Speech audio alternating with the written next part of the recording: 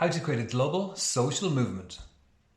Today I'm delighted to chat to Michael Kelly, founder of GIY, also known as Grow It Yourself. GIY supports people around the world to live healthier, happier and more sustainable lives by growing some of their own food. Michael has a great story and now he inspires millions of people to grow it yourself. I hope I've whetted your appetite. Enjoy. 5, 4, 3, 2, 1, 0.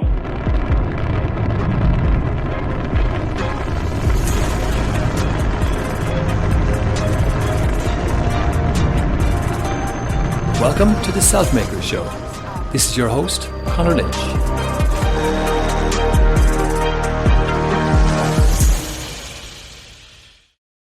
Hi Mick, how are you today? I'm good, Conor. How are you? I'm great, thank you. So thanks a million for agreeing to having a chat. It's lovely to meet you, and a nice sunny morning in Waterford. Yeah. So do you want to tell people about your background? Yeah, well, I run an organization called GIY, obviously now, but took a bit of a circuitous route to doing that. So I worked in IT. I went to study business in UL and sort of migrated to Dublin after college and worked in an IT company for about 10 years. So I was in, a mix of kind of hardware and software systems that we were selling into corporates and stuff like that. So it was kind of good job, but I think I never really had a passion for it, I guess. And I kind of we moved back to Waterford. I was kind of my family are from here originally, and so we moved back here around the mid 2000s. I was still kind of working in IT, and basically just had I guess I was kind of coming up to my 30s or so, and just was was into food, but not really kind of understanding where it came from or sort of thinking about that much, and just genuinely had a kind of a road to Damascus moment in a supermarket one night, and just around some garlic I was about to buy. So I was just throwing stuff into the trolley and noticed this garlic was from China, which really caught my imagination. I suppose the fact that it was China, it wasn't like Spain or France. It was like, it was a bit like, what? Why are we importing food from China? And I just got really interested in that whole side of things. Trying to find out why our imports were so high. And when you look into it, really what you discover is obviously it's just the tip of the iceberg. Like there's I think about nearly 90% of the fruit and veg we eat in Ireland is imported still. So it was really that sort of thought process that started to get me interested in how food grows and why China, why do we not grow garlic here in Ireland, and so on. So I decided to grow some of my own garlic, and I was literally the least green fingered person on the planet at that point. Still am arguably, but I was determined to try and grow some garlic and started with that. And it's actually a really simple veg to grow in some ways, because you're literally taking a bulb of garlic and breaking it up, and then planting. Each clove goes into the ground underneath the soil, and each of the cloves turns into a bulb. Like it's a really sort of simple sort of process, So I started with that and was just completely smitten by the idea that I could produce food in my own garden. It was a really empowering, to use that awful marketing buzzword. It just felt amazing to produce food in my own garden. And so I just, over the next maybe 2 to 3 years, was just trying to grow basically everything. We have about an acre of a garden here. So I was like, I'm just going to try and grow everything. And that was really the sort of personal journey. I think what I started to see then was the sort of impact it was having on my own life in terms of my overall diet. Like even if I was still only growing 5% of or 10% of what I was eating, I was like, the other 90% seemed to change, and so I was armed with that little bit of knowledge. I was making different decisions as a consumer, and that was very interesting to me, and led me to start GIY as an organization in 2008. Wow. And tell me, so did you like run or start experimenting for a year or two while you had the previous IT job? Yeah, like it was quite gradual actually.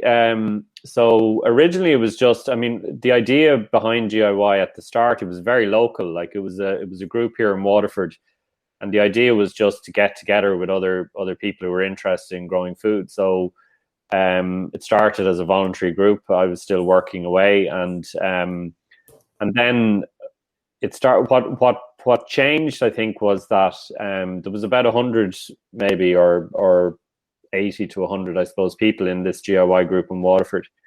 And we were meeting kind of once a month in the library, and we were going to each other's gardens and just really sort of helping each other along, I guess, the blind leading the blind, you could say. And we were just, that was fine. And then two other people approached me around the same time to ask could they set up a GIY group in their area. And that was really the start of like, okay, hold on now. We have to, so we kind of started to write down what is a GIY group, what it's for, and that was really the start of it. And for the first year, it was very still part-time, still voluntary for me. And this other guy, Dave Curran, we were driving around the country, driving up to Sligo, starting a GIY group up there, and then driving home again and getting back to work and stuff, like a mad year. And then in 2009, so around September 2009, we started to attract some funding, like apply for and attract funding, grants and things. And over the next number of years, it went from, starting to work. It got so busy, like it just completely exploded. And so it was like, started to work part-time on it, and then full-time, and then other people joined the team and so on. And it grew over time. Great. Maybe it was the social entrepreneurs, was it? Maybe something like that. I might have spotted an early funding or an early grant that you got. Perhaps yeah, and that was really pivotal, actually. And the first grant I got from Social Entrepreneurs Ireland was, I think it was like $5,000 or something. Like it was a tiny amount of money, but I suppose more important than the money was just being plugged into this idea of what is a social entrepreneur. Because I think, we probably would have gone down the charity route originally, just like that's what most, organizations do, I suppose. But it seemed to me there was this alternative, which was that, a social enterprise is kind of somewhere between a commercial entity and a charity, where you're trading, you're selling, products and services, but really you're reinvesting any surpluses or into the mission, so it's not for profit legally. Which I just found very interesting, and so that's really informed our approach ever since in the 12 years sort of since then. Brilliant. So as a social enterprise, then you started. There's more of these groups setting up around the country. Maybe to fast forward through some of the highlights to where you are now. Yeah. I think like the second phase, so these groups were sort of starting everywhere, and we got sort of efficient at doing that, obviously. And then I think over time, I just got a bit frustrated at the pay. Like we always sort of saw ourselves as working in the sustainability space. That what we were doing was about helping people to grow some of their own food, but with a point. Like it wasn't a gardening activity. It was like the idea, the reason we're doing this is to give people what we called food empathy, which is like a better connection with food, a better understanding of how food works and so on, that leads them to make more, healthier and more sustainable choices in their own lives. And that's, we've done research on to prove that point, I suppose. But I think so. We see ourselves as working in that space, and obviously the problems that the food chain causes globally are absolutely huge. One of the biggest contributors to climate change as a system, and so we felt we just need to do this as big a scale as possible. And so I was kind of frustrated with the pace of change from the GIY groups. They were an amazing kind of foundation, and still are, to our work, and kind of links us into the community. But we felt we needed to do much more, much quicker. And so we started quite early on. Actually, I'd say maybe 2-3 years in, we partnered with Innocent to do a big schools growing program. Which obviously, partnering with a huge brand like that allowed us to sort of, really explode out our scale, and actually eventually we went into the UK with them. So we're, reaching about 5,000 schools. So that sort of, that campaign layer of what we did, I think became very important when ran, a program in secondary schools, partnering with Cully and Sully. We do a big community growing program with Energia over the last, I think, 3 to 4 years, and even this year we're doing a big program with the government, actually, with Healthy Ireland, called Grow It Forward. So I suppose that's really, that layer, I guess, is really important to us. And then the final thing was, I think we felt we were like a movement without a home a little bit, and without a test case or a working case study that we could show people. And so around 2015, we started hatching a plan for what became Grow HQ, which is a physical centre here in Waterford. So the council here gave us a 3-acre site, just a field at the time, and we basically developed it into a restaurant and a shop, and place where we could bring people and grow all the veg for the restaurant, and they could come and eat and learn and engage with the idea of food growing. And so that opened in 2018. And then I suppose the more recent thing is the sort of mass market communication side of it. So we have a TV series which we were lucky enough to produce and present with RTE, myself and Karen, and that's gone out now on to Amazon Prime worldwide and so on. So I suppose we really see the TV side of it as an opportunity to kind of reach people at a pretty vast sort of global audience potentially, and that's very exciting for us as well. That's phenomenal. It's brilliant. So many great successes there. So you probably done a lot of research in this, and be a great man to ask about what's the difference, say, like between a community and a movement, or how do they work together, or how did you really have jumped from these small groups to a real powerful movement? Obviously, you've got the icons, and you got the great vision, etc. But maybe tell me a bit about how would somebody go on that journey? I think fundamentally, like when we started, it was a very community focused organization. I think the transition into a movement came about through our campaigns, and I think we feel, I suppose my sense of it was the community was ironically could be quite closed. You could have very sort of strict rules about what the community is and what defines it, and what's a GIY group.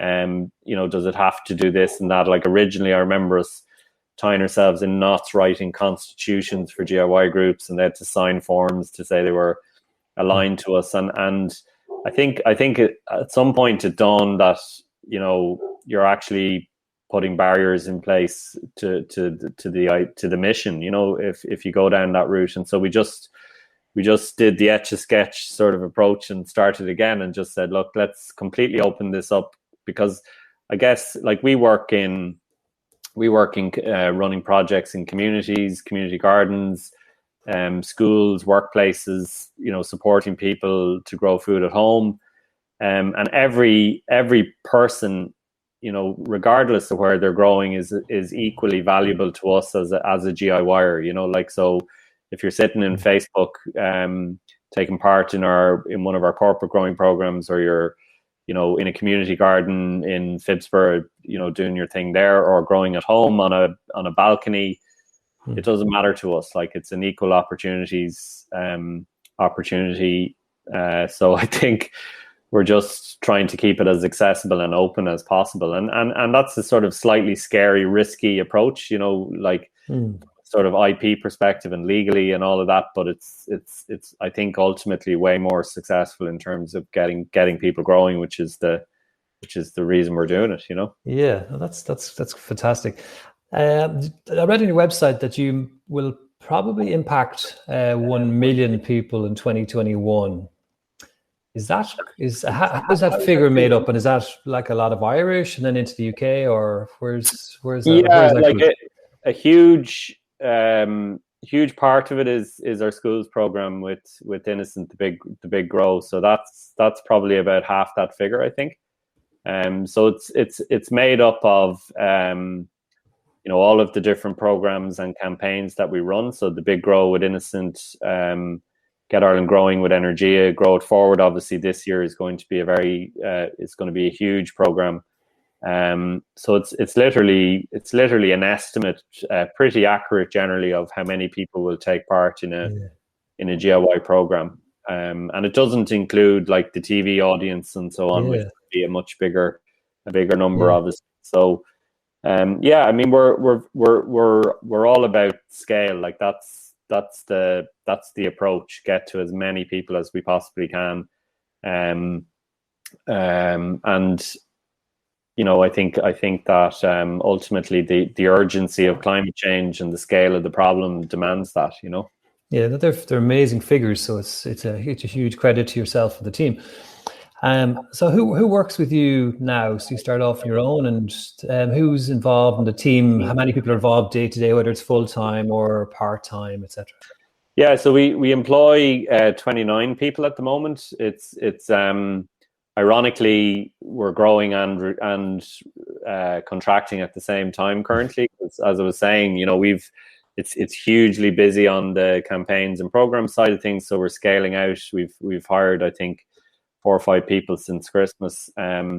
Whereas in Grow HQ, obviously, which is a food and beverage business, somebody thought that was a good idea pre-pandemic. It's obviously been complete carnage for the hospitality sector, and we've been part of that. So we've lost a lot of really good people in Grow HQ, unfortunately, to layoffs.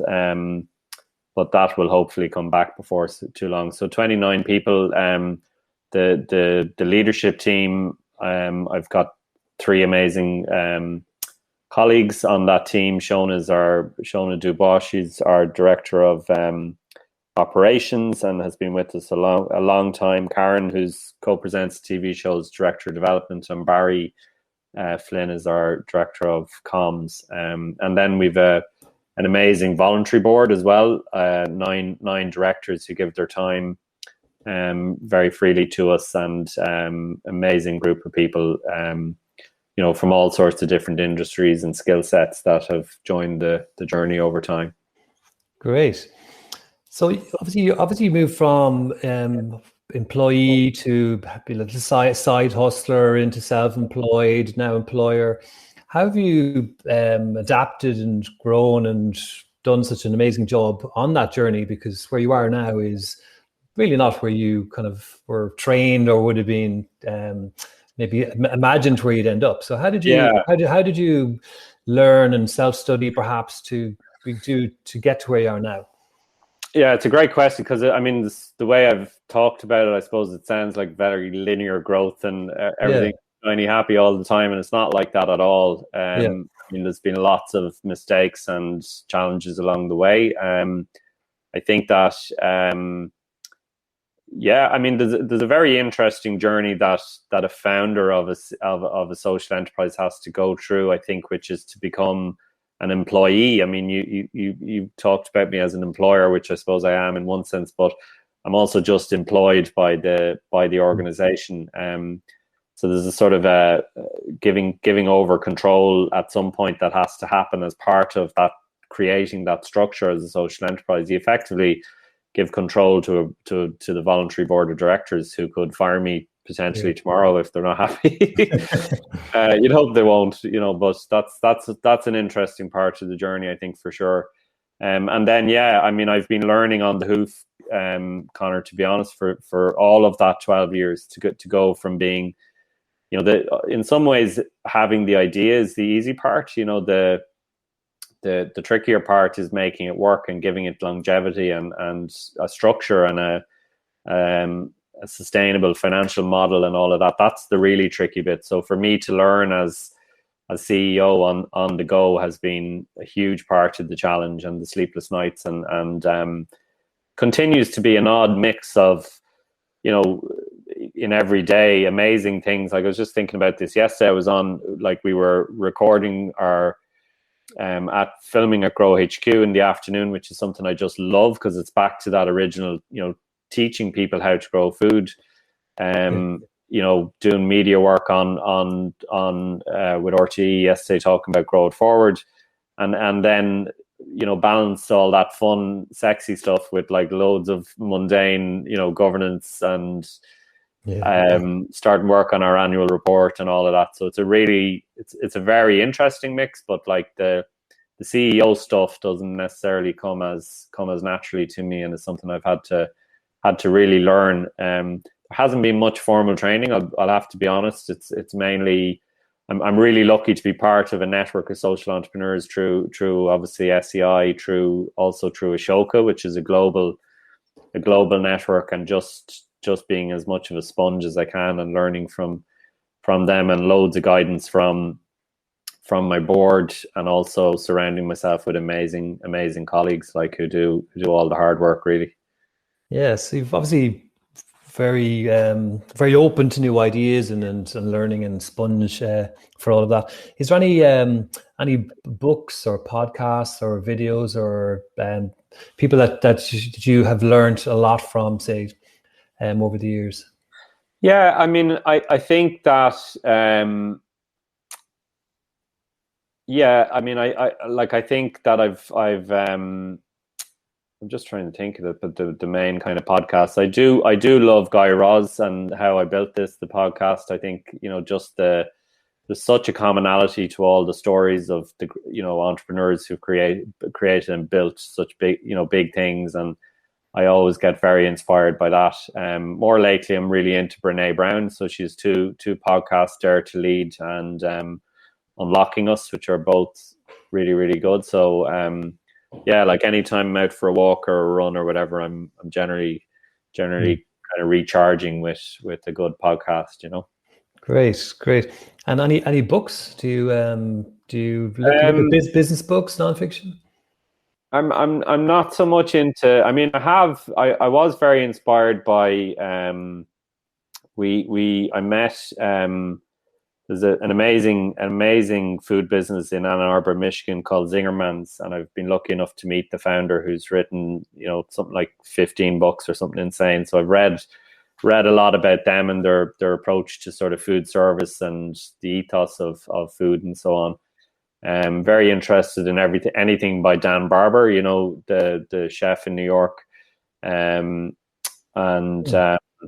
also just the sort of probably the bedside table business book that I pick up sort of over and over the years is a book called Synchronicity by Joseph Jaworski, which is just a sort of almost semi-business, semi-spiritual guide that I just find really intriguing, that idea, and the idea of service leadership and all of that, Yeah, great. There's some great tips for me to have a look at.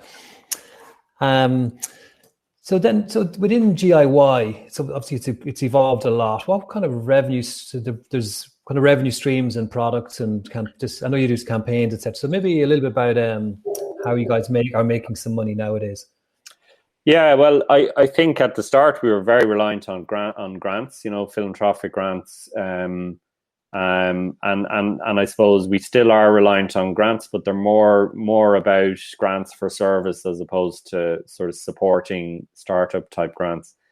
And obviously then our corporate partnerships are very important to us. Those big ticket sort of sponsorship partnerships, like Innocent and Energia, really important to us. I think more lately, we've obviously the last sort of maybe 5 to 6 years in particular, we've been trying to ensure that we have a sustainable financial model, and that's within our own remit, if that makes sense. That we can go out and earn, which I I think is the classic sort of social enterprise model. So we've worked very hard at a retail, putting retail products in space. So everything you need to grow food, from like the seeds, the books. We've a product range called GrowBox, which is almost like the perfect social enterprise product, I think, in that it's like income and impact at the same time. It's like helping people to grow food, making sure they have a successful experience with it, and then obviously generating income. So that's working very well, actually. Yeah. Particularly since the pandemic started, obviously people are really buying into that. And then more recently into the digital space, obviously. It was always part of the plan. I think it was accelerated by COVID. So we've got online courses in growing that we charge for. So there's some free content up there as well, but it's increasingly, I think, we're trying to charge a relatively small amount. Like we've got a kind of price point of around €30, which is to keep it accessible. We don't want to be making it too exclusive. So that's working really well. We've an app which we've launched recently, which is was a huge body of work for our team. There's no revenue model associated with that just yet. It's really about getting it out there as broadly as possible. I think down the line there's potential, obviously. And then also looking at, we have our own podcast starting in the late spring, which will be, again, I suppose the podcast and the app and the TV series, they're sort of the top of the funnel, if you know what I mean, about getting as many people as we can in, and then hopefully encouraging people to buy products from us on the way down that funnel that will support them to grow food. Yeah. And then obviously Grow HQ in its own right is, when it's open, was very successful. We were Cafe of the Year in 2020, at the start of 2020, before everything went pear-shaped, and it does very well normally. A very challenging business to run, obviously, or any restaurant, but doing very well in the good times, hopefully. We'll be back. And the boxes, the Grow boxes, I thought they're very, very impressive, lovely design. So the whole e-commerce looks great, very attractive, and I'm sure they'll do great. What are the maybe just to wrap up now shortly? What are the plans, maybe the long and short term plans for GIY? Yeah, well, I think, speaking to the sort of the urgency of climate change, like the UN have made this the decade of action for climate change, and I think coming into that, we were very conscious, I suppose, of what role we could play in that, and setting ourselves a 10-year goal. And we're reaching sort of an audience of maybe 2.5 million people a year, and engaging directly with about 1 million of them. So we felt to really we wanted to really sort of push ourselves. So we set ourselves a goal of reaching 100 million GIYers over that 10-year period, which is like, it's a ridiculous goal. I always have to caveat it when I talk about it by saying I know it's ridiculous, but it's a sort of a moonshot, and now we have to figure out how to get to the moon. So we're very deep into planning to sort of figure that out. I think it means a lot more work in the UK and the US, and figuring out which of the bits of the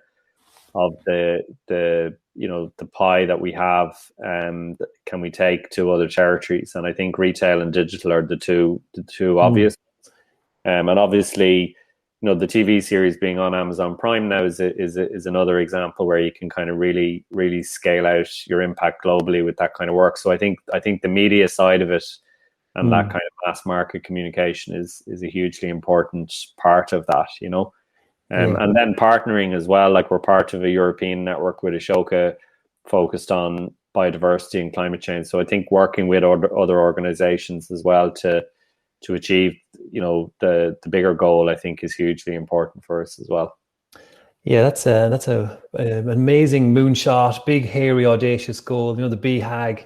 Yeah, If you're so that's amazing. And how are you going to have to adapt as well now, just to try and line up and go give it your best shot at a goal like that? yeah. It's an interesting question because I think we'll have to be a very different organization to achieve it, and so like organizationally, I suppose you have to. We're at that interesting stage where it feels like we're straining at the edges of our structure currently. Like we hired a finance manager last year. Up to now, we always had an external accountant, and there's mutterings that we need a HR manager next, and so on. So Yeah. it's the classic growth of any organization, I guess, that we're in, and that'll continue. So I think it's for me to sort of figure out where my role sits in all of that as CEO. It's less doing and more like working sort of on the business rather than in it, if you know what I mean. Yeah. So it's that's a challenge for me as well, I think, as it always has been. But as long as I can sort of retain the elements that are really, the kind of the teaching and the creative aspect of it that I love, writing the books occasionally and get out from behind the CEO desk to do that kind of stuff, I think I'd be happy enough.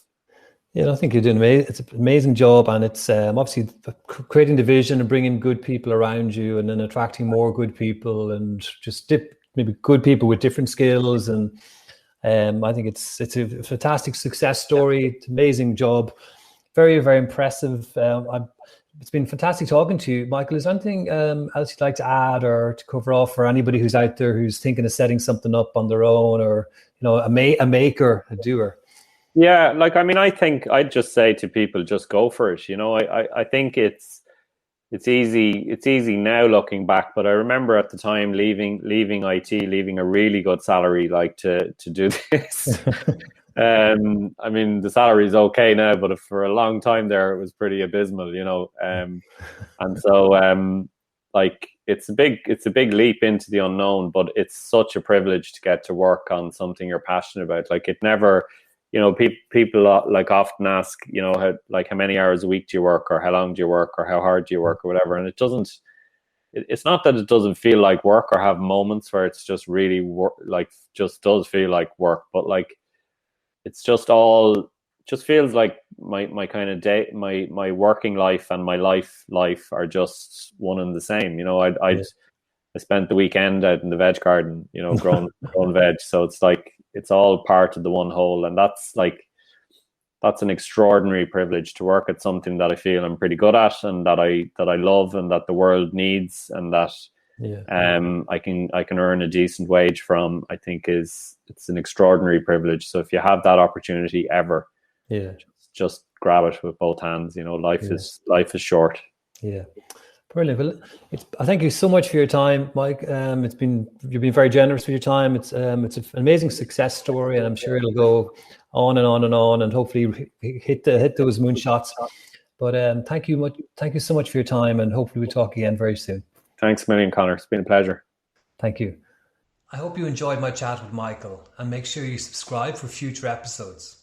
As we want to help you achieve self-made career success, go to selfmakers.com to access some free career planning tools. Bye for now.